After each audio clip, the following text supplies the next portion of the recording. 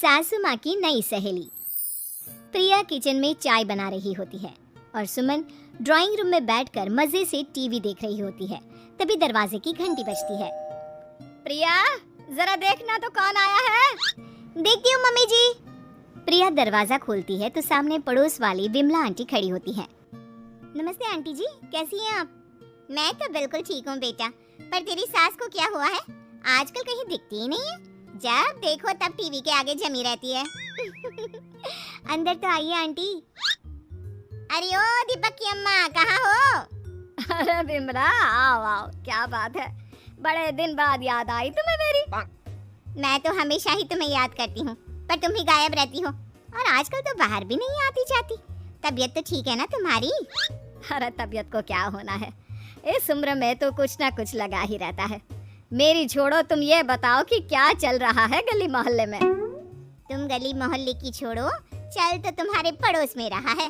तुम्हारी नई सहेली आई है। मेरी कौन सी नई सहेली? मैं तो यहाँ बस तुमसे बातचीत कर लेती हूँ या फिर बाजू वाली शर्मा की बहू से दो चार बातें कर लेती हूँ। इसीलिए तो कहा कि तेरी नई सहेली आई है। अब कोई पड़ोस में आया है तो बात तो होनी ही है। कम से कम इसी बहाने हमारा भी एक ग्रुप बन जाएगा। फिर सब मिलकर अपनी बहुओं की शिकायतें किया करेंगे। दोनों हंसने लगते हैं। तभी प्रिया चाय लेकर आती है और सामने टेबल पर रख देती है। दोनों चाय पीती हैं और बातें करते हैं। चलो मैं चलती हूँ, अब कल मिलते हैं। राम राम। अगले दिन प्रिया किचन में कुछ काम कर रही होती है और सुमन आराम से सोफे पर बैठकर मटर छिल रही होती है। तभी डोरबेल बजती है। प्रिया दरवाजा खोलती है तो सामने उनकी नई पड़ोसन खड़ी होती है। जी, आप कौन? मैंने पहचाना नहीं। नमस्ते बेटा, मैं शारदा, आपके बगल वाले घर में अभी 2-4 दिन पहले ही शिफ्ट हुए हैं। ओह अच्छा अच्छा अच्छा, नमस्ते आंटी, अंदर आइए ना आप। देखिए तो मम्मी जी, आज कौन आया है। इतना कहकर प्रिया किचन में चाय बनाने चली जाती है। नई पड़ोसन को घर पे देखकर सुमन थोड़ा हैरान हो जाती है। नमस्ते बहन जी, मैं शारदा, आपकी नई पड़ोसन। अच्छा अच्छा, आप हैं हमारी नई पड़ोसन। आइए आइए, और बताइए कैसी हैं आप? जी बिल्कुल ठीक हूँ। वो दरअसल घर पर छोटी सी पूजा रखवाई थी, बस उसी का प्रसाद देने चली आई। सोचा इसी बहाने नए पड़ोसियों से भी मुलाकात हो जाएगी। ये तो बहुत अच्छा सोचा आपने। सुमन प्रिया को आवाज लगाती है। अरे ओ बहू, जरा चाय पानी का तो आके पूछ लो। ये आजकल की बहुएं भी ना, जब तक बोलो नहीं तब तक कुछ नहीं करेंगी। आई मम्मी जी। प्रिया चाय लेकर आती है। दोनों बैठकर चाय पीती हैं और खूब सारी बातें करती हैं। अच्छा बहन जी, अब मैं चलती हूँ, फिर मिलते हैं। अब तो आना जाना लगा ही रहेगा। शारदा के जाने के बाद प्रिया किचन से बाहर आती है।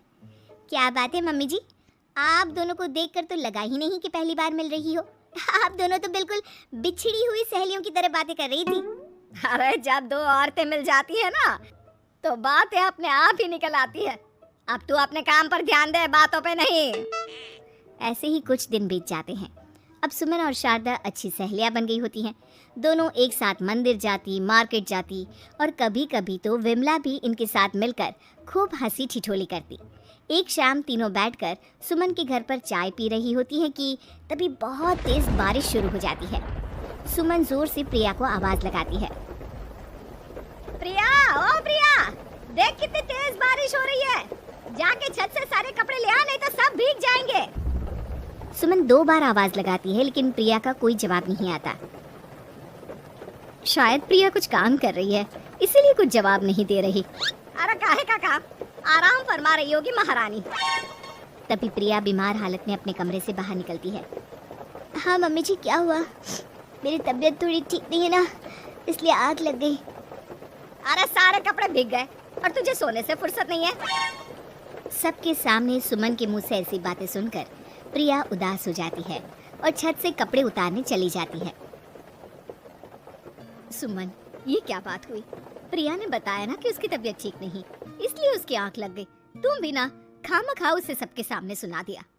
अरे आप नहीं जानती शारदा जी, कुछ बहुएं ना बहुत आलसी होती है, घर का एक काम नहीं करना चाहती। ऐसा नहीं है सुमन, तुम्हारी बहू तो बहुत प्यारी है, तुम्हारी सारी बात भी तो मानती है। हाँ सुमन, तुम प्रिया के बारे में ऐसा क्यों सोचती हो? मेरी भी 2 बहुएं हैं, लेकिन मैं उन्हें अपनी बेटियों की तरह रखती हूँ। आखिर वो भी तो किसी की बेटियां ही है ना। और अगर तुम ऐसा ही व्यवहार करोगी तो एक दिन प्रिया भी तुम्हारे साथ ऐसा ही बर्ताव करेगी। शारदा और विमला की बातें सुनकर सुमन की तो बोलती बंद हो जाती है। वहीं प्रिया भी बाहर से सारी बातें सुन रही होती है। अरे मैं कोई उसकी दुश्मन थोड़ी ना हूँ, मैं भी उसकी माँ हूँ, लेकिन कभी कभी सास बनना पड़ता है, नहीं तो बहुएं हाथ से निकल जाती है। देखो सुमन, ये सब सोच का फर्क है। अगर तुम ये सोचोगी तो कभी प्रिया को अपनी बेटी नहीं बना पाओगी। इतना कहकर शारदा और विमला वहां से चली जाती हैं और सुमन अकेले बैठकर उनकी बातें सोचने लगती है। अगले दिन प्रिया और दीपक अपने कमरे में बैठकर बात कर रहे होते हैं और सुमन उनके कमरे के बाहर कुछ काम कर रही होती है और उन दोनों की बातें सुन लेती है। दीपक, तुम्हें पता है हमारे पड़ोस में जो शारदा आंटी है ना, बहुत अच्छी हैं। अच्छा, ऐसा क्या हो गया जो तुम्हें वो इतनी अच्छी लगने लग गई? कुछ खास नहीं, बस कल जब मम्मी जी मुझे सबके सामने सुना रही थी तो शारदा आंटी ने मेरा साथ दिया।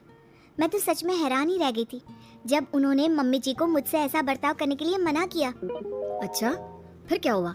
होना क्या था, शारदा आंटी तो मम्मी जी को समझा ही रही थी कि बहू को भी बेटी की तरह ही रखना चाहिए, लेकिन मम्मी जी तो मम्मी जी है ना, उन्हें तो मुझ में हमेशा कमी ही दिखती है।